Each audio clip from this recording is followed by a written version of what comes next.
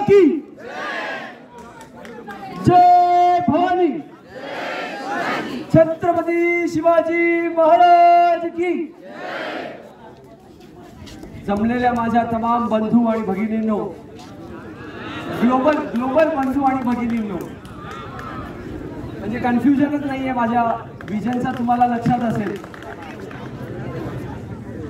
जसं की आपण आपल्या नूतनच नेमलेल्या अधिष्ठाता डॉक्टर सुधीर देशमुख सर यांचं जोरदार भाषण ऐकला आणि त्या भाषणाला ऐकल्यानंतर आपल्याला हे लक्षात येतं की फक्त जयंती साजरा करायची म्हणून नाही,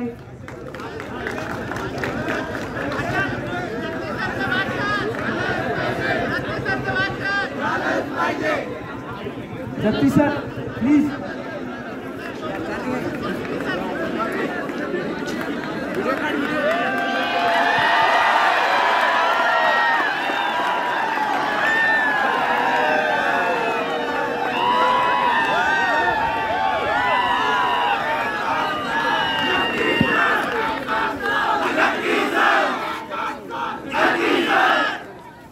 सर हम लोग पॉज कर रहे हैं, धन्यवाद सर।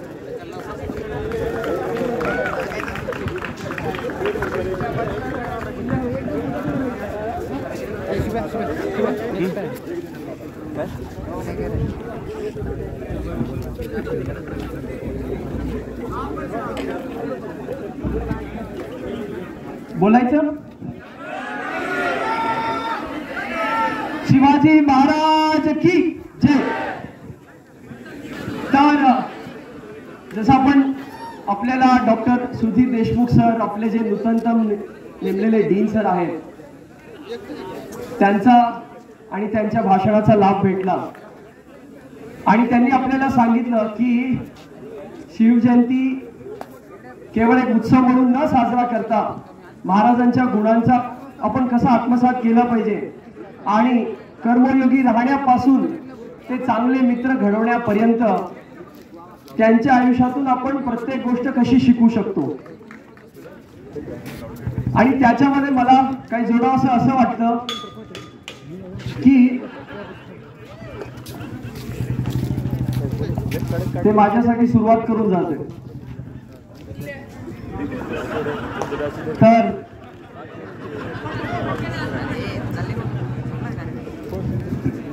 की आपण इतक्या मोठ्या माणसाची जयंती साजरा करतोय, ती का करतोय तर ती यासाठी करतोय की त्याच्या आयुष्यातून त्यांनी जे आपल्याला घडून दाखवलेलं आहे, त्याने जे स्वराज्याचं एवढं मोठं ड्रीम केलं होतं, त्या ड्रीम मधून आपण काय शिकू शकतो आणि आपल्या आयुष्याचं कसं चांगलं करू शकतो याच्याबद्दल आपण प्रेरणा घ्यायला पाहिजे आणि म्हणून ही आपण जयंती साजरा करतोय। ते जर का स्वतःच्या घरापुरते मर्यादित राहिले असते, जर का जिजामातांनी सांगितलं असतं नाही की तू फक्त माझं राजवट, घरचं राजवट बघ, हे कर, असं करा, असं करा, तर आज आपण ज्या भारत भूमीमध्ये श्वास घेतोय ती अशी भगवा झाली असली नसती। आणि आपण प्रत्येक श्वासासाठी त्या महान पुरुषाचे ऋणी आहोत की आपण ज्या स्वतंत्र भारतामध्ये श्वास घेतोय।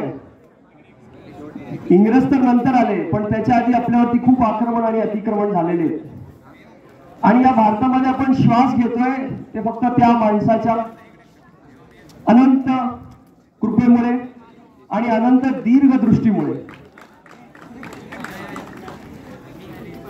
मग त्या माणसाच्या आयुष्यातून शिकत आपण जर का आपल्या आयुष्यामध्ये असा मोठा एम जर का ठेवत असो, आपल्या मातृसंस्थेसाठी, आपण ज्या सोलापूर भूमीवरती राहतोय, शिकतोय, काम करतोय, त्यासाठी जर का आपण संकल्पबद्ध पद्धतीने काम करत असलो तर आपल्यालाही आपल्या कॉलेजचं नाव जगभरामध्ये करण्यावर वेळ लागायचा नाही। आणि जसं की आपल्या सर्वांना माहिती आहे, मगाशी जती सर बोलून गेले की स्टेजचं काम, रोडचं काम, आपण आपली विचारधारा जर का तेवढी संकुचित ठेवली, आपल्यासमोर एक एम असतो। आपल्याला नेपोलियन बोनापार्टचं एक उदाहरण माहित असेल, जेव्हा तो त्याची सगळी सेना घेऊन जात होता आणि मोठा डोंगर त्यांना क्रॉस करायचं होतं, तर ते डोंगर जगात कोणीच पार करू शकत नाही आणि पार केल्यास त्याला फक्त मृत्यू पावतो असं त्याच्याबद्दल व्याख्या होती. तेव्हा नेपोलियन बोनापार्ट त्या सर्वांना म्हणाला की हे तर खूप छोटं डोंगर आहे, ह्याच्या मागे 1.5 पट मोठा डोंगर आहे आणि या डोंगराला पार केल्यानंतर आपण त्या डोंगराची तुम्हाला भीती अशी वाटत आहे आणि याच्या पुढे तर काय नाही, ते आपण पार करून जाऊ. तर सगळेजण खूप जोशमध्ये तो छोटा डोंगर समजून पार करतात आणि पुढे गेल्यानंतर त्याला लक्षात येतं की सपाट भूखोल आहे, जमीन आहे.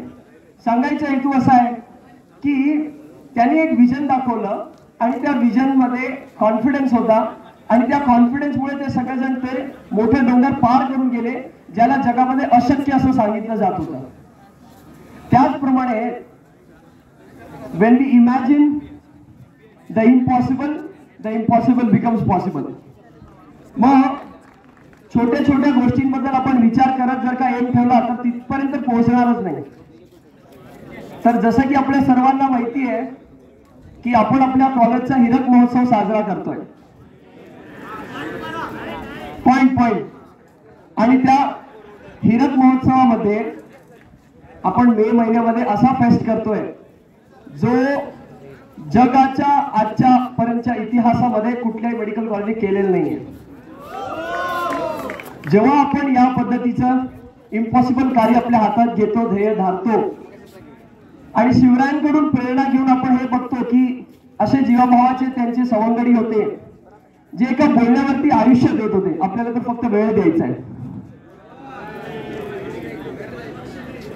आणि त्यामुळे आपण जेव्हा या इम्पॉसिबलला करण्याचा ध्यास ठेवू शकू, ध्येय धारण करू शकू आणि त्या पद्धतीने वाटचाल करू तर निश्चितच हे रोड, स्टेज ह्या खूप छोट्या गोष्टी ज्या त्या आरोग्य नगरीच्या तुफानामध्ये सगळं होऊन जाईल.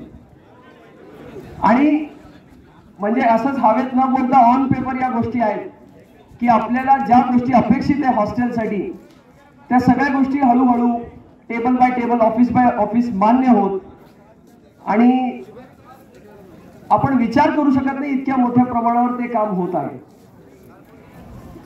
तरी जसं क्षत्रियासाठी सांगितलं जातं की क्षत्रियाचं मुख्य धर्म काय, तर रणांगणामध्ये लढत लढत स्वतःचा जीव बलिदान करून त्याने कृतार्थ करावं. अशाच पद्धतीने आपण या महाविद्यालयात 5 वर्ष शिकतोय. तर या मातृभूमी, या मातृसंस्थेसाठी आपल्याला ऋण व्यक्त करायची इच्छा असेल तर अशा आयोजनाचा आपण लाभ घेऊन मातृसंस्थेचं आणि आपलं दोघांचं कल्याण केलं पाहिजे असं मला वाटतं. आणि आपण खरंच जर का शिवाजी महाराजांना मनापासून मानत असलो तर ते ज्या झोन मध्ये होते त्यांनी तिथे काम केलंय, आपण ज्या झोन मध्ये आपण तिथे काम करूयात असं मला वाटतं. आणि आपण सर्वजण ऐकलात, बॅच 2020 अविन्यनी खूप सुंदर आयोजन केलंय आणि मला इथे बोलण्याची संधी दिली त्याबद्दल मी धन्यवाद व्यक्त करतो. आणि पुनश्च शिवगर्जनानी आपण आपला साथ आपल्या कॅम्पससाठी देऊयात असं वाटतं. छत्रपती शिवाजी महाराज की जय. धन्यवाद.